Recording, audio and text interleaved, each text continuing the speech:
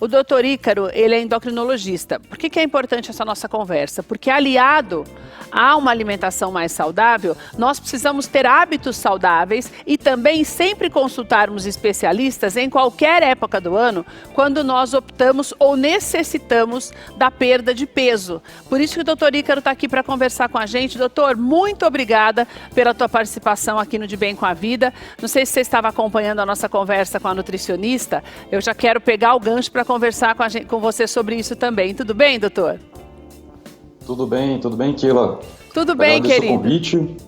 Obrigada. Agradeço o convite, agradeço ao programa, agradeço aos ouvintes. Uma boa tarde. Boa tarde, doutor. Doutor, você estava ouvindo a nossa conversa com a Zânia?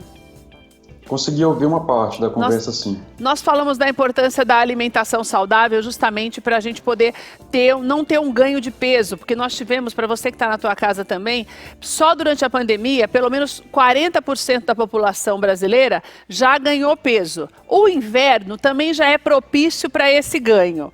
Doutor, quando eu percebo que eu perdi a mão, quais são os tratamentos indicados? Qual é o primeiro passo para que eu perca peso, independente da estação do ano?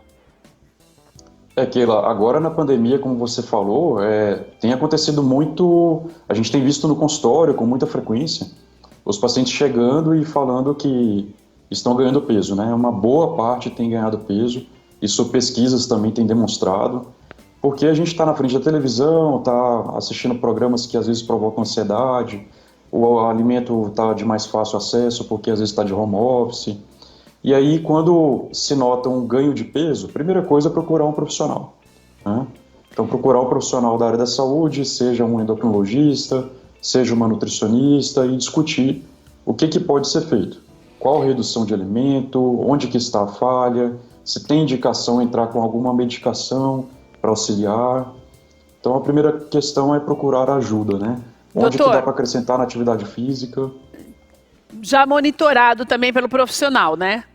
Agora, doutor, deixa eu te falar uma coisa. O que a gente percebe muito nessa época são pessoas que acabam falando, não, eu quero me manter em forma, eu vou tomar mais sopa, vou fazer a dieta da sopa, a dieta do caldo como é que chama um que parece um alho poró. Tem um monte de coisa que o pessoal inventa nessa época. Essas dietas mirabolantes, que eu escolho só um tipo de alimento, isso pode mais me engordar do que emagrecer, doutor? Pode te engordar ao invés de emagrecer, mas pior do que isso, pode te desnutrir, né? Tá. Então pode ser que ganhe peso e ganhe peso perdendo algumas proteínas, algumas vitaminas, alguns minerais. Pode ser que perca peso, mas perca de forma a desnutrir o indivíduo. Então a dieta ela precisa ter equilíbrio na adequação de fontes de proteína, fontes de minerais, vitaminas, o quanto que ingere de fibra, de gordura, de carboidrato. E aí ingerir um alimento só tem esse perigo, né, de trazer um alimento que é incompleto.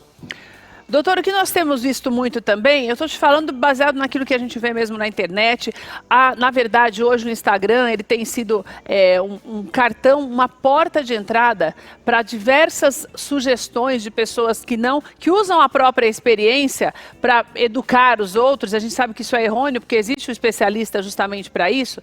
Então o que a gente vê muito nesse período é a pessoa que fala assim, não, eu não quero nem ganhar peso, então eu vou evitar tomando um remédio adequado, buscando esse remédio no mercado negro, porque para mim não faz bem para a saúde, eu estou super bem, só não quero ganhar peso. Essa coisa de querer prevenir um ganho de peso por conta própria, pode ser perigoso, doutor?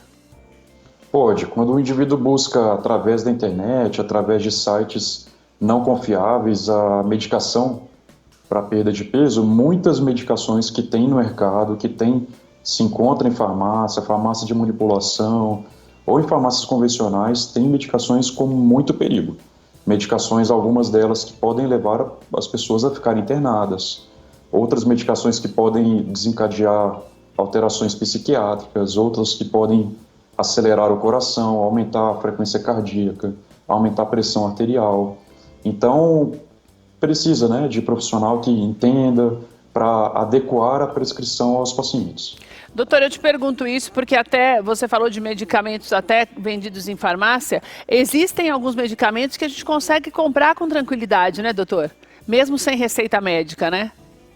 Existem, nem todos são ruins, alguns não têm necessidade de receita médica e não trazem risco para o paciente, né?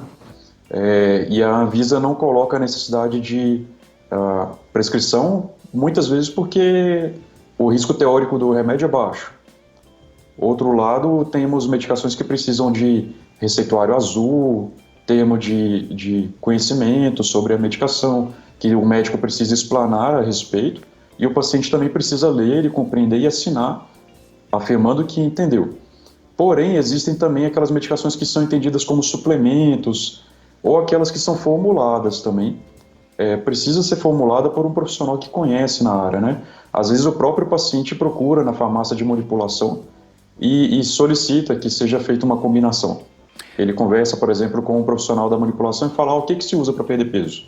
E ali pode ter algum componente que traz risco para o paciente. Doutor, a ansiedade tem muito a ver com o ganho de peso? Tem a ver, Keila. A ansiedade, sim, tem a ver com o ganho de peso. Nós sabemos que pessoas que têm mais ansiedade têm mais compulsão. E também sabemos que a ansiedade, muitas vezes o indivíduo começa a buscar no alimento a forma de resolver a sua ansiedade. Ao invés de procurar resolver o problema diretamente, ao invés de procurar uma atividade física que alivie aquele estresse, o indivíduo começa a procurar um alimento, principalmente doces, alimentos calóricos, são aqueles que os nossos organismos tendem a procurar para trazer uma sensação de prazer, que por sua vez combateria o estresse. Então, há alimentos que liberam neurotransmissores, liberam substâncias químicas no nosso cérebro que trazem muito prazer. E esses alimentos, é claro que eles vão momentaneamente diminuir o nosso sintoma de ansiedade. Então, sim, a ansiedade tem muito a ver com o risco de ganho de peso. A gente tem que saber onde jogar nossa ansiedade. Se a gente vai jogar no alimento ou se a gente vai procurar alternativas saudáveis. Doutor, numa conversa com um paciente, é possível perceber isso e orientar também nesse sentido, no consultório endocrinológico? Porque eu sei que a gente, quando busca um médico, a maioria das pessoas tem a intenção de emagrecer de uma forma saudável. E você falou algo muito importante, porque muitas pessoas falam, não, eu vou tomar uma medicação porque ela fez bem para minha amiga, só que eu não sei a que ponto ela pode fazer bem para mim, porque quando você, por exemplo, prescreve um medicamento para um paciente seu, eu preciso fazer exames antes para ver se, por exemplo, um determinado tipo de medicamento pode acelerar o meu coração, pode aumentar o nível da pressão. Tem isso também? É necessário um exame para que eu possa ver a medicação correta para mim? Olha, aquilo é muito recomendável fazer exames.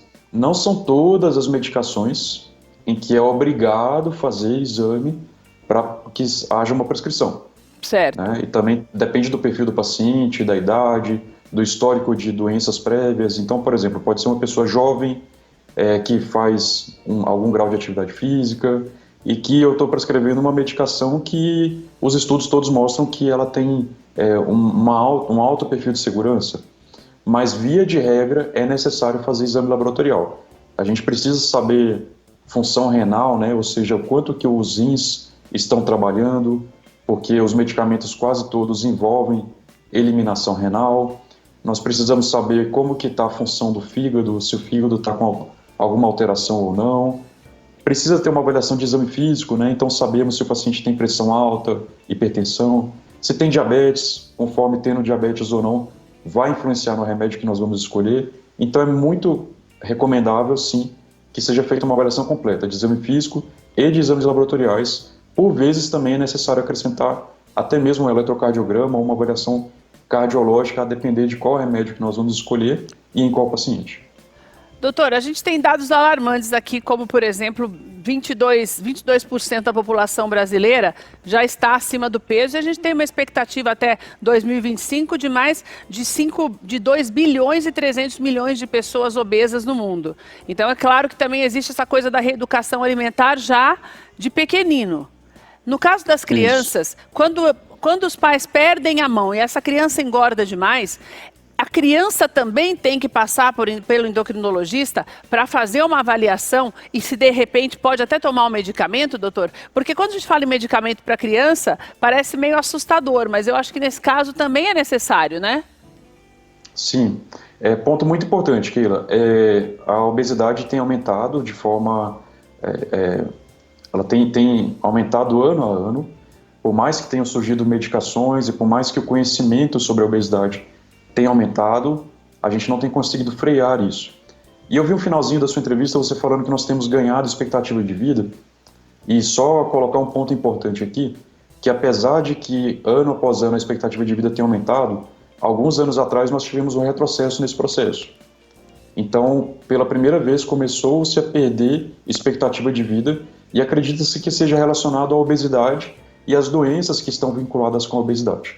No caso da criança, ela perder peso ou ela pelo menos não ganhar mais é essencial, porque durante a infância é o melhor momento para tratar. O metabolismo é alto e aí uma mudança de alimentação responde muito bem com perda de peso.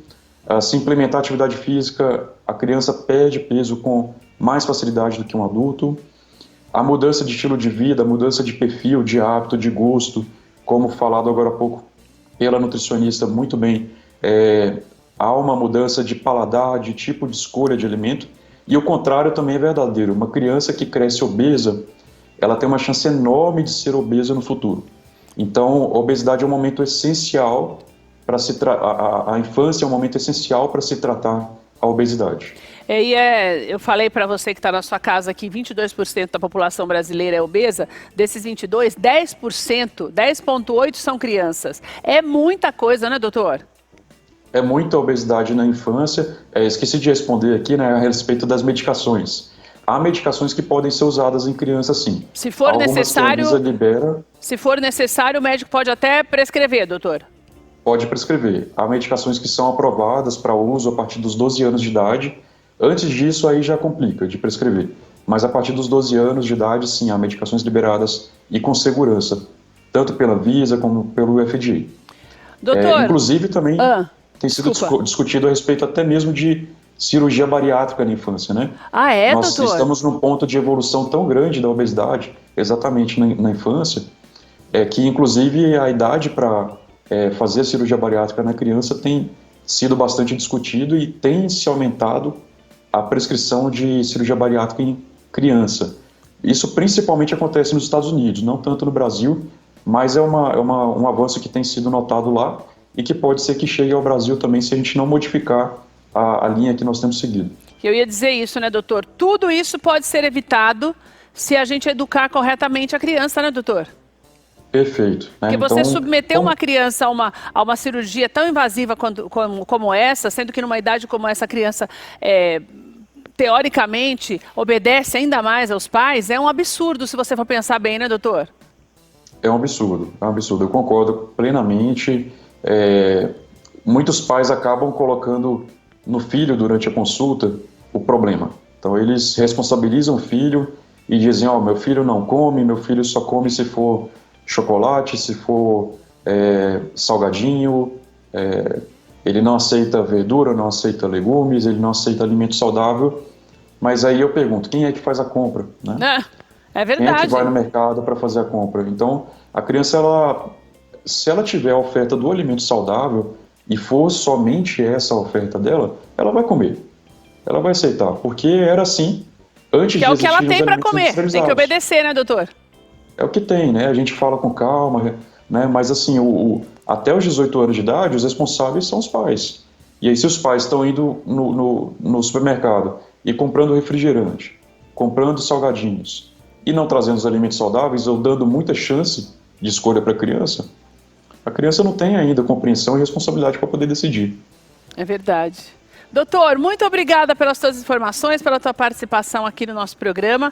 Vou deixar o Instagram do doutor também para você ter mais informações, que é o dr.icarobreder. Tá aqui na tela para você. E olha, corre lá no site dele, porque no site tem muitas informações, tem também endereço da clínica, tem também os telefones para você marcar a tua consulta. É importante que você decida e opte por ter uma vida mais saudável, e isso pode começar através de um profissional te orientando no que diz respeito à alimentação, aos hábitos, até exercícios físicos e medicação, quando for necessário. Lá no site você tem mais informações, dr.icarobreder.com. Obrigada, viu, doutor? Eu que agradeço novamente, Keila. Um abraço. Um abraço para você também.